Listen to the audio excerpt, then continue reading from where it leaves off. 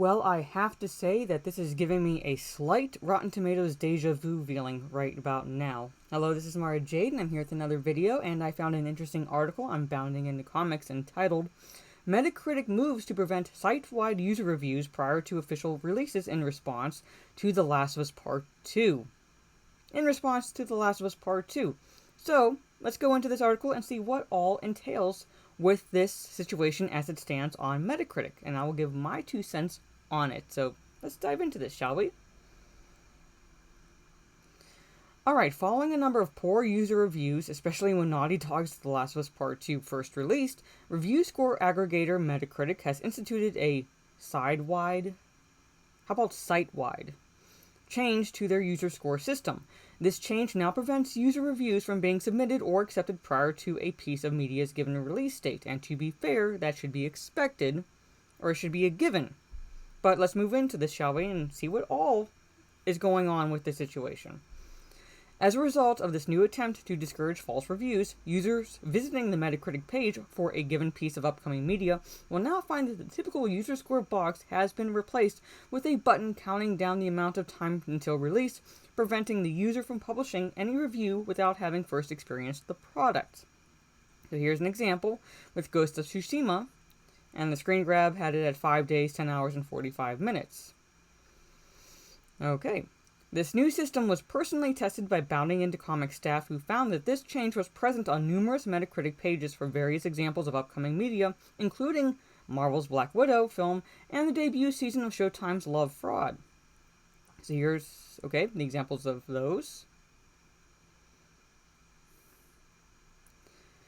Upon navigating to the user reviews page for a video game, television show, or film, the Metacritic system for albums does not currently provide pages for upcoming releases. Users will be met with a message stating that, quote, it is not possible to submit a review prior to this game's official release, season's premiere, no specific message is provided for film entries. Okay? Now, like I said, to be fair, I can kind of expect that. However, it does have a slight tinge of what Rotten Tomatoes did with the want to see score for their site prior to the release of Captain Marvel film.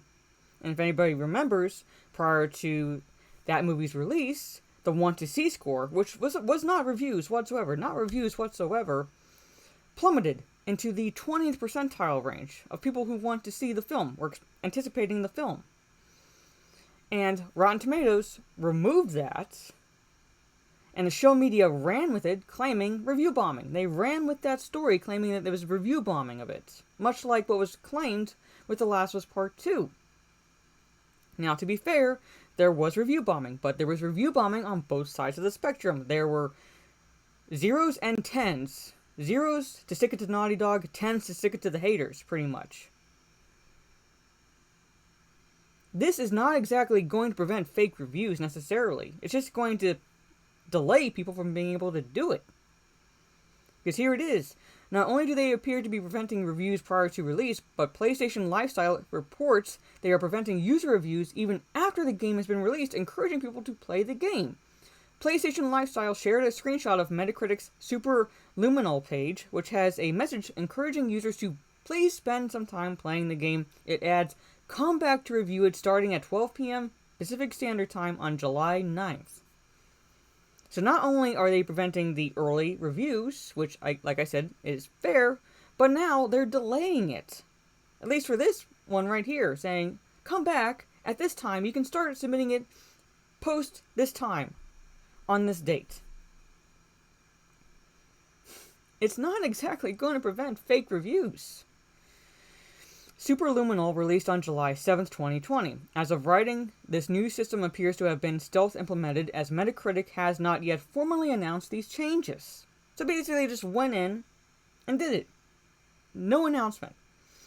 This move by Metacritic comes a year after fellow review aggregate website Rotten Tomatoes announced significant changes to their platforms in the wake of the release of Marvel Studios' Captain Marvel, which I stated. The review bombing, which was just the want to see score on the Rotten Tomatoes sites. Those changes included a verified score and removed the percentage of individuals who indicated whether or not they were interested in seeing a film or not. This interest score previously showed up where the user score was before the film came out. That interest indicator is now just a lump sum that shows up underneath the film's poster, as you can see below. So here's that example. What do you make of these changes by Metacritic? Well, like I said, on one hand, to play devil's advocate, I can see where they're going with it. I can kind of see where they're going with it, because you do kind of want to limit the number of fake reviews, the number of people who are coming in to post fake reviews. However, most gamers have integrity. Most gamers are honest. Most gamers are going to wait until after they've gotten the game to post reviews. Are there going to be people posting fake reviews? Yes, but not as many as sites like Metacritic and Rotten Tomatoes like to make out. Not as many. Plus, you're preventing people from going in prior to the game's release to leave a review. Like I said, to be fair, but that's not to say you're entirely preventing fake reviews, because all people have to do is wait. So, this is not exactly a verification system. So I'm not sure what's going through Metacritic's head at this point, but at any rate, what do you think of these changes to Metacritic? Do you use Metacritic? Do you trust Metacritic? Let me know down in the comments below. Again, with The Last of Us Part 2, have you bought it or not? Do you like it or not? Any score you would give it if you've played it. A fair score that you would give it. Let me know down in the comments below. If you like this video, leave a thumbs up. Share on social media if you choose. I need all that validation I can get. I need it because I am a whammon.